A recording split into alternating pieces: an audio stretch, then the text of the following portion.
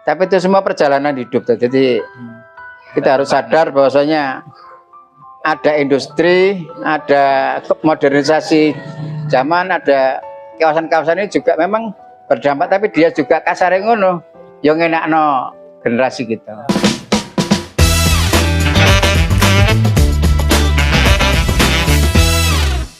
Halo teman-teman, selamat datang di podcast Ruang Industri, membuka realitas di balik dunia industri. Pada kesempatan kali ini, kita akan berbincang bersama narasumber yang memiliki pengalaman menarik, merasakan dampak dari perkembangan industri, untuk melihat bagaimana industrialisasi mempengaruhi kehidupan dan tantangan yang muncul di tengah perubahan zaman. Jangan lupa nonton sampai akhir ya. Baik, Assalamualaikum Bapak. Waalaikumsalam. Bagaimana kabarnya Bapak? Alhamdulillah sehat. Alhamdulillah, Semoga Bapak selalu dalam keadaan sehat. Amin. Sebelumnya, boleh Bapak perkenalkan terlebih dahulu kepada pendengar, mulai dari nama, pekerjaan Bapak di kawasan industri ini, serta sudah berapa lama Bapak bekerja di kawasan industri ini? Terima kasih. Saya Pak Hasan Soali, pekerjaan Satpam. Sebelumnya itu juga pernah mengajar di Madrasah Banin Manyar, juga pernah jadi perangkat desa Manyar Sitorukun, sekaligus juga ketua LSM, walaupun itu LSM-nya tingkatnya tingkat desa, bukan tingkat kabupaten. Saya bekerja sudah 23 tahun di kawasan industri, terutama industri di kawasan industri Mas Pion. Jadi untuk Bapak sebagai satpam itu di kawasan Mas Pion sendiri nggak Pak? Iya, di kawasan Mas Pion. Terus di kawasan Mas Pion itu kan bukan hanya kawasan, jadi di situ juga ada punya orang lain yang memang dulunya memang punyaan kawasan tapi dibeli oleh istilahnya orang-orang Cina istilahnya. Sekarang yang saya jaga itu juga punya orang Cina, gitu. Tapi sudah WNI. Ya. Di dalam Mas Pion sendiri itu ada pabrik nopo mawon Pak? Setahu sampean. Banyak sekali. Malah saya kalau dihitung-hitung dapat dikatakan nggak hafal ya. Cuma ya ada pabrik Master Steel itu di situ peleburan baja atau peleburan besi, namanya itu apa, besi bilet kalau sekarang itu dijadikan besi beton, dijadikan wermes dan koil namanya, di lingkaran besi yang digulung itu. Itu yang sementara ini saya kerja di situ posisinya. Menurut Bapak, sebagai petugas keamanan di kawasan industri Manyar, bagaimana perkembangan industri di daerah ini dalam beberapa tahun terakhir, Bapak? Iya, sini itu Manyar ini kan ada kawasan ekonomi khusus, yang sebelah sana JP itu, yang JP itu. Nah, itu kalau di kawasan di kawasan Mas Pion itu memang ya ada dampaknya. Maksudnya dampaknya perekrutan tenaga kerja beralih ke JP, karena di kawasan JP itu juga dapat dikatakan memang pabrik-pabriknya bonafit ya. Maksudnya itu terutama Freeport ini yang ada sekarang kan ada Freeport baru. Kalau di kawasan Mas Pion itu dapat dikatakan naik turun. Ada yang sudah beli dijual lagi, ada yang sudah beli dijual lagi gitu. Naik turun. Jadi kepesatan industri nggak seperti di JP memang, karena memang dia lahan baru kan.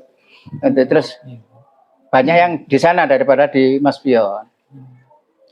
Di Mas Pion sendiri ya selain tadi ganti jerakan itu ya, terus juga punyaan Mas Pion sendiri juga ada yang memang Mas Pion sendiri sudah dapat terus gak mampu untuk ngolah pabriknya, akhirnya dijual. Banyak yang gitu, termasuk pabrik yang saya jaga itu juga posisinya dulu juga punyaan Mas Pion, terus dibeli oleh jerakannya, kacanya dibeli oleh Master Steel ini. Kalau saya dengar ini Pak, di wilayah Manyar ini termasuk ring 1 nggak Pak? Iya, bahasanya ring 1. Tapi bahasanya bupati, bahasanya Bapak Bupati, itu dia juga punya aturan.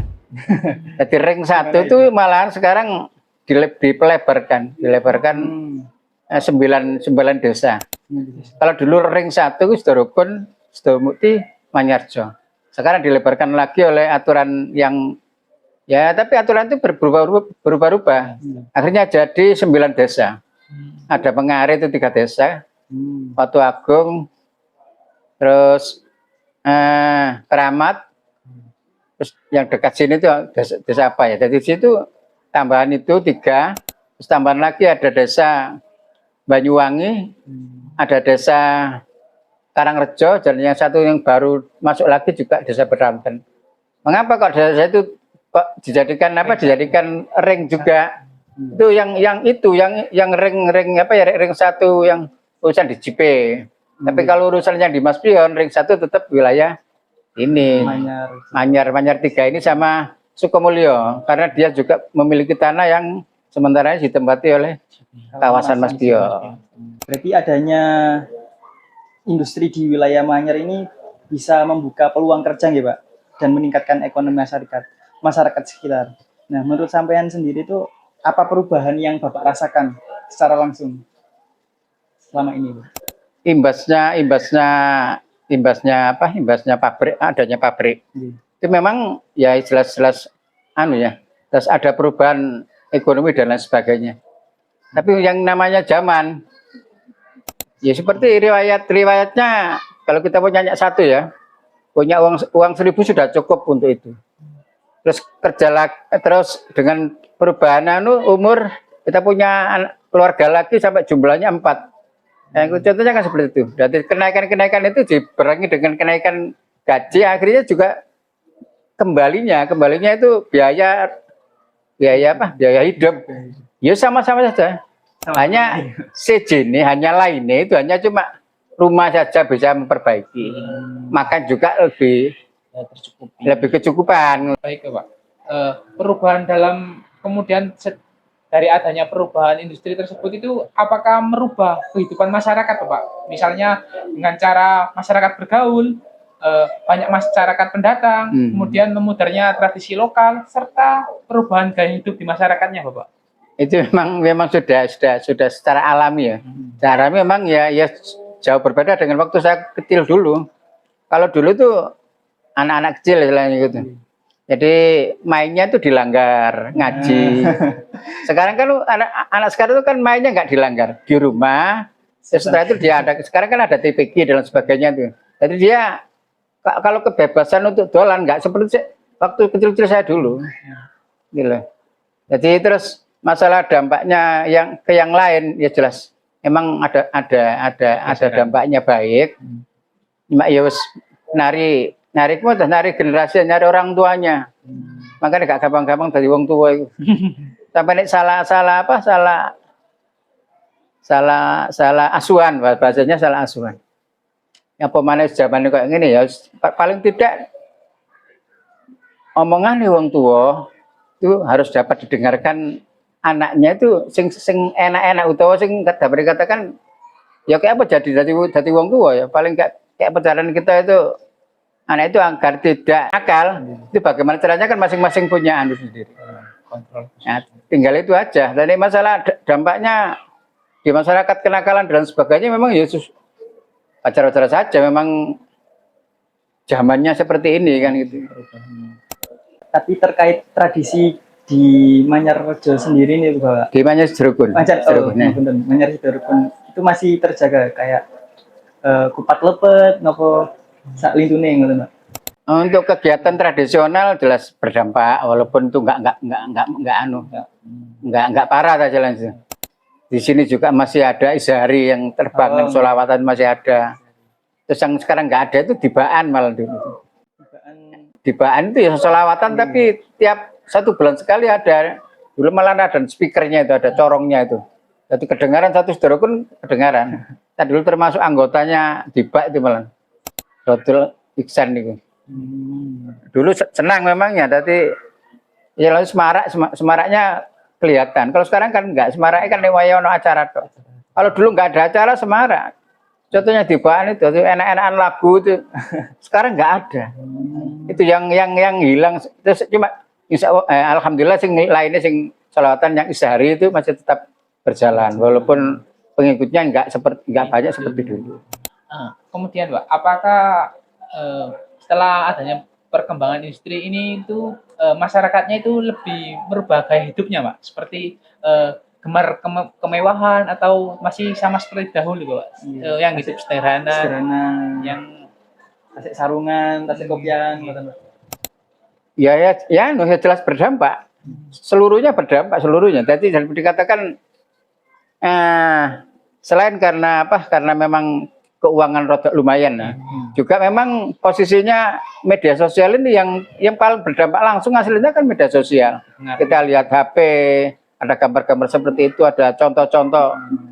Walaupun itu menurut tetangga dia kak patut lah. Tapi karena memang dia notul sudah keluar seperti itu ya akhirnya berdampak. Tapi ya Manyar sini tuh alhamdulillah masih banyak kiainya. Banyak ustadznya, di mana pendidikan ada banin, ada banat itu, pendidikan dasar madrasah atau sekolah yang memang urusannya adalah keagamaan. Jadi ya ada umumnya, cuma kan agamanya lebih banyak. Itu yang masih yang masih ada itu ya seperti itu. Ngurangi orang anak nakal kan ya dari sekolah yang memang beragama. Cuma ya alhamdulillah yang sekolah SD dulu tuh agamanya cuma 2 jam atau 4 jam paling banyak. Sekarang lebih banyak karena ada ustadz atau ada konco-konco dari remaja-remaja itu yang sekarang bukan remaja sudah ya beristri-istri itu juga di madrasah tersebut sekarang di SD tersebut malahan ada pendekatan kursus ya, ada pendalaman kegiatan ibadah tiap hari juga ada. Akhirnya ya malahan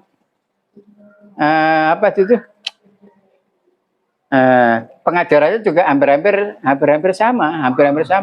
Jadi selain ada pelajaran yang memang khusus untuk SD sekolah dasar itu juga ada pelajaran tambahan. Memang ya perkembangannya ya itu karena makanya kalau elek wong belajar agama ternyata manfaatnya sekarang itu sing biyen wong pondokan ngawur-ngawur sekarang banyak yang direkrut di sekolah-sekolah di SD itu. Walaupun madrasahnya juga potensinya pengajaran juga memang wis baik bisa, cuma ya karena persaingan pendidikan kan yang penting kan arahnya ke pendidikan kan jalannya gitu. Jadi tadi kan sudah membahas dampak positif terkait industrialisasi, Pak. Yeah. Nah, sekarang kita akan membahas dampak negatif. Pertanyaannya itu apakah ada masalah atau tantangan yang dirasakan masyarakat atau para pekerja sejak adanya industri di sini? Soalnya saya lihat itu di sekitar Manyar masih ada tambak-tambaknya gitu, Pak. Masih ada pekerja yang di bidang perikanan, petani tambak gitu. Untuk dampak industri ya. Selain dampak manusianya itu juga dampak alamnya. Itu jelas banyak besar. Masalahnya aliran sungai Bengawan Manyar ini istilahnya gitu. Itu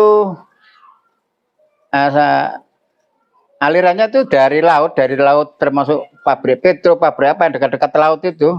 Area nanti kalau air pasang kan masuk. Dan itu mengurangi bukan hilang plus lah ya.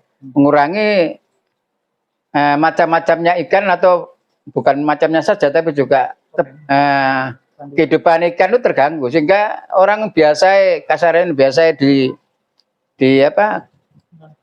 untuk pekerjaannya itu pendapatannya banyak, sekarang berkurangnya sampai dapat dikatakan 60% atau 70%. Itu yang untuk yang nelayan. Terus dampaknya ke masyarakat. Nah, sekarang masyarakat kan dulu itu minum dari air hujan sudah cukup. Kalau sekarang kan galonan itu kan, jadi nggak ada orang Manyar pakai air PET atau air PDAM nggak ada. Ya pakai tapi bukan untuk minum. Kalau dulu kan enggak, air PDAM untuk minum. Sekarang orang-orang Manyar ini enggak. Yang untuk minum itu ya air galon itu. Nah, dulu kan enggak. Dulu kan air PDAM itu cukup nanti dimasak kan. Karena orang-orang itu ya jarang yang masak air itu paling ya itu galon itu. era yang berupa kemasan-kemasan itu yang sering digunakan. Jadi untuk masak itu bukan pasti, memang ya menggunakan itu. Kalau dulu kan tidak cukup air PDAM itu untuk. Jadi memang dampaknya untuk di lingkungan ya pasti dah itu. Jadi kita nggak menjelekkan, memang dampaknya juga memang ada. Termasuk juga polusi udara juga. Kadang-kadang kita dikirimi polusi JP Koko, bukan kalau jadi bisa juga itu antara JP Koko sama Kargil itu hampir-hampir sama kan produksinya. Nah, Kargil itu malah lebih dekat dengan kita, malah hanya berapa meter kan yang dari yang Manyarjo, yang sini jauh, jarang ya kadang-kadang toh. Tapi kalau di Manyarjonya ya sering. Tapi alhamdulillah dengan kadang-kadang diprotes atau kadang-kadang pertemuan dengan JP Koko, dengan Kargil mengurangi dampak bau itu terutama. Tapi baunya enggak loh Mas, bukan enggak enak sama sekali. Enggak enak seluruh enggak, ya cuma kadang-kadang memang enggak begitu menyengat. Yang saya alami, saya juga riwari lewat sana kan. Enggak begitu menyengat. Yang menyengat itu yang sering itu JP Koko kalau kita lewat. Kan dia di jalan raya. Saya kalau lewat itu memang yang ngatnya itu JP Koko. Di Kargil sini. Insya Allah istilahnya kayak cerobongnya itu alatnya kayak apa caranya agar baunya itu lebih enak, kayak kopi ngono istilahnya, kopi wet coffee ngono. Baunya kan memang coklat kan dia produksinya. Jadi kayak ngono itu memang. Si ada toleransi. Lalu menyengat tuh sampai sesaknya napas itu yuk. Ya kalau ada orang ngaku kalau sampai napas sesak itu ya memang ada kelainan di dirinya sendiri kan gitu. Wong wis lara ambekan terus kena penyakit, kena polusi kayak ngono ya jelas banyak wong gak kena polusi wae wis ambekane ngongsro kan ngono. Jadi tapi itu semua perjalanan hidup. Jadi kita harus sadar bahwasanya ada industri, ada modernisasi zaman, ada kawasan-kawasan ini juga memang berdampak, tapi dia juga kasare ngono. Yang enakno generasi kita. Nah, cuma yang sing tak sayangno itu generasi kita sekarang itu gak gelem soro, Mas. Kok gelem soro kok sampai ngene iki sampai iso kuliah, dan nanti nek mari kuliah baru nyambut gawe. Kanca-kanca kan kadang-kadang anak-anak ini kadang-kadang dia waktu SMP sudah putus atau SMA hanya cuma SMA saja. Yus kalau dulu saya mungkin walaupun SMA manfaatnya masih banyak karena memang mampunya segitu. Karena sekarang itu SMA ya setelah STM kerja, setelah STM. Nah kalau dia terus di programnya Pemda juga ada semacam kursus-kursus itu juga Mas. Di Desnaker pelatihan kerja itu. Pelatihan kerja terampil ngono kita. Itu kadang-kadang ada pelatihan tapi untuk perekrutan tenaga kerja kadang-kadang minim. Jadi akeh skillnya tapi untuk perekrutan ke masuk ke pabrik itu persaingannya terlalu banyak. Bukan dari Manyar saja, tapi di luar Manyar. Nah, yang paling dirasakan orang Manyar itu kan gini. Jadi tanah wong Manyar, istilahnya kalau ngono sing padha karo sing tuntutane wong tanah wong Manyar, tapi sing nyambut gawe itu luar Manyar. Bukan luar Manyar semua loh ya. Jadi paling tidak Manyar hanya 10% atau 15%. Lainnya orang luar. Nah, itu karena hari-hari ini ada programnya Pak Bupati sing koyo ngono mau, di mana ring 1 itu Kabupaten Gresik. Bukan Kecamatan Manyar, bukan. Kabupaten Gresik. Jadi kalau yang saya dengar dan yang saya di lapangan itu ya paling kalau 10 gitu ya. Orang Manyar paling 2. Paling 1. Yang lainnya itu orang dari luar Manyar, di luar Kecamatan Manyar. Bisa juga di luar Kabupaten Gresik. Nah, ada juga seperti itu kasusnya itu.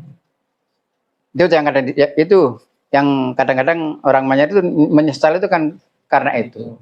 Kita kalah bersaing karena kita sendiri orang Manyar kurang ya istilahnya skillnya sebagian ini memang skill proyekan sih banyak, tapi kalau skill untuk ke pabriknya itu kalah bersaing dengan orang luar Manyar. Menurut Bapak, agar perkembangan industri Manyar ini tetap memberikan manfaat bagi pekerja dan bagi masyarakat, itu bagaimana Bapak ke depannya? Desa atau Karang Taruna atau sekelompok perkumpulan Karang Taruna Jarogol Jamuti Manyarjo, ada satu perkumpulan dan situ memang dijadikan satu, juga ada pembackupan khusus lainnya gitu bagian ono kak tepake tenaga kerja kingko ya ono sing bagian advokasinya kan itu. Terus selanjutnya itu biasanya kan sebelum pabrik itu sebelum Jeragan itu mendirikan pabrik atau oton itu mendirikan pabrik, dia kan biasanya ke desa dulu. Nah, desa ini sudah ada sambungan ke Karang Taruna tersebut. Nah, ini lagi di Manyar ini ada pabrik ini. Tetapi sebelum ke Karang Taruna, Pak Lurah juga sendiri juga sudah menyampaikan ojo lali ini urusan tenaga kerja. Kita dihubungi, jadi paling tidak nanti Pak Lurah hanya tinggal nunggu, ya tinggal ngomong ke Karang Tarunanya, bisa eksekusi di lapangan nanti. Jadi sudah ada aslinya sudah ada orang-orangnya yang sekiranya supaya pabrik tersebut itu bisa menggunakan tenaga kerja yang ada di lingkungan yang terutama yang memiliki lahan tersebut atau wilayah tersebut gitu. Kalau kompensasi dari pabrik itu Pak, kan masyarakat Manyar ini sudah terkena dampak pabriknya, terus dampak lingkungannya juga kena, dari polusinya juga kena. Adakah kompensasi dari pabrik itu? Kompensasi itu pabrik kan ya seperti kita ini ya. Seperti kita ini ada yang taat dengan aturan, ada yang tidak taat dengan aturan.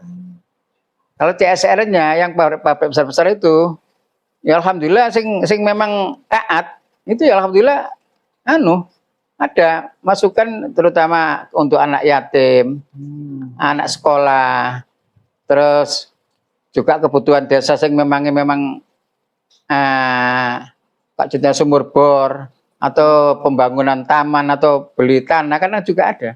Tapi ini tanah jarang-jarang dikasih, cuma kalau pembangunan sumur bor di contohnya di Jarogol ini ada berapa titik semua dari CSR, dari pabrik. Kargil kadang-kadang juga dari JP juga ada. Yang banyak cuma yang banyak di Jarogol ini punya Kargil yang. Terus ini Petronas ada juga, CSR-nya juga baik alhamdulillah. Terus ini Saka ini, outsourcing-nya Saka di HES ini, di gas ini, pabrik gas, bukan gas tapi gas uapnya maksudnya. Bukan minyak, bukan gas itu maksudnya. Itu ya juga alhamdulillah ada kompensasi ya itu memang yang masyarakat minta ya, CSR itu yang kompensasi untuk masyarakat. Kalau kompensasi secara uang terus dikucurkan itu enggak ada. Ya cuma itu tadi dimasukkan di pemerintahan desa, diwujudkan berupa pembangunan itu. Kalau yang menyasar anak-anak yatim itu Pak, lebih ke beasiswa atau bagaimana gitu? Gak beasiswa, hanya kalau ada santunan itu. Beasiswa belum pernah saya dengar. Beasiswa loh istilahnya. Nah, kurang memang, tapi itu untuk biaya pendidikan maksudnya memang ya. Diarahkan untuk pendidikan, jadi bukan hanya santunan untuk makan, tidak, pendidikan. Tapi juga ada santunan sendiri. Jadi macam-macam, program juga macam-macam. Sarana dan prasarana juga, contohnya Banat gitu ya. Karena dikasih WC, dikasih pembangunan WC banyak gitu, di Banin juga begitu. Masalah uang, dia kan sekarang CSR itu kan nggak berupa uang sih, berupa yang itu malah berupa bahan baku istilahnya, atau berupa apa gitu ya. Jadi nggak ada yang berupa uang, itu nggak ada. Memang dapat dikatakan gak zaman ya. Atau memang aturannya seperti itu dah. Harus berupah gitu ya. Iya, jadi malahan kadang-kadang pekerjanya bukan dari dari situnya juga. Kadang-kadang, tapi kadang-kadang juga di sekolahan ada ya, sekolahan yang melaksanakan proyek tersebut. Oke, sepertinya itu saja Bapak yang kami tanyakan. Terima kasih kepada narasumber yang telah berbagi pengalaman dan pandangannya dalam podcast Ruang Industri. Dari perbincangan ini kita dapat melihat bahwa industrialisasi tidak hanya membawa peluang, tapi juga menghadirkan berbagai tantangan yang dirasakan oleh masyarakat. Semoga diskusi ini dapat memberikan wawasan dan membantu kita lebih memahami realitas yang terjadi di balik dunia industri. Saya pamit undur diri, sampai jumpa di episode Ruang Industri berikutnya. Assalamualaikum warahmatullahi wabarakatuh. Waalaikumsalam warahmatullahi wabarakatuh.